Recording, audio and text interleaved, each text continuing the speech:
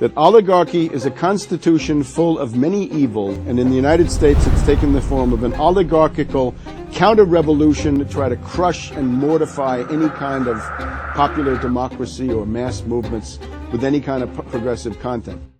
History has shown us that oligarchies don't often just appear overnight. They form when wealth inequality grows so extreme that democracy slowly erodes and becomes a mere illusion, where everyday people vote, but real power lies elsewhere. Oligarchy, rule by the few. It's a system where power is concentrated in the hands of a small, wealthy elite.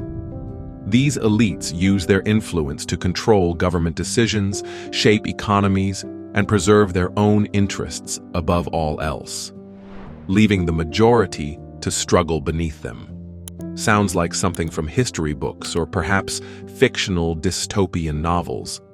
Definitely not in the modern free world, right? But is this the reality of the United States today? One of the earliest recorded oligarchies was in ancient Greece, where a small aristocratic class dominated decision-making. Aristotle himself pioneered the use of the term as meaning rule by the rich, arguing oligarchy was a perverted form of aristocracy.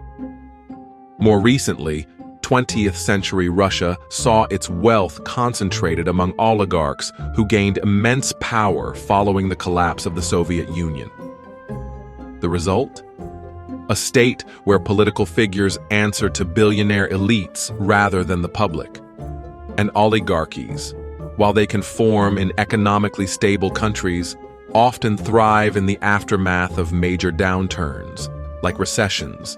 The wealthy will even push economies over the edge, watch markets nosedive, and scoop up large swaths of stocks and capital at rock-bottom prices, further enhancing their wealth and their stranglehold on power and influence. Sound familiar? Even over a decade ago, in 2014, a study from Princeton University found that America operates more like an oligarchy than a democracy. Researchers Martin Gilens and Benjamin Page analyzed policy decisions over decades and concluded, economic elites and business interests overwhelmingly shape government policy, while the average citizen has little to no influence. Billionaires pour millions, sometimes billions, into elections, shaping policy to benefit their industries. Meanwhile, working-class Americans struggle with stagnant wages, declining public services, and a government that often seems more concerned with corporate profits than people's well-being. Meanwhile, tax loopholes, subsidies, and financial deregulation ensure that America's ultra-wealthy continue accumulating power, while everyday people see their economic opportunities shrink. Oligarchies don't just create economic hardship, they erode democracy itself. When the government prioritizes billionaires over the people, public trust collapses and political apathy grows. So, what can be done?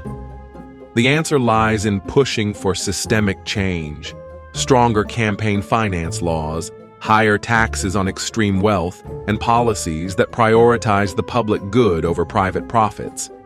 Because democracy isn't just about voting every 4 years, it's about holding power accountable every day. And when all else fails, this is what democracy looks like! No tyrants! No kings! No tyrants! So, is America an oligarchy? The evidence says they're dangerously close, if not already there. But history also shows that oligarchies aren't inevitable. They rise and fall depending on whether people stand up and fight back. The question is, will the people rise up before it's too late?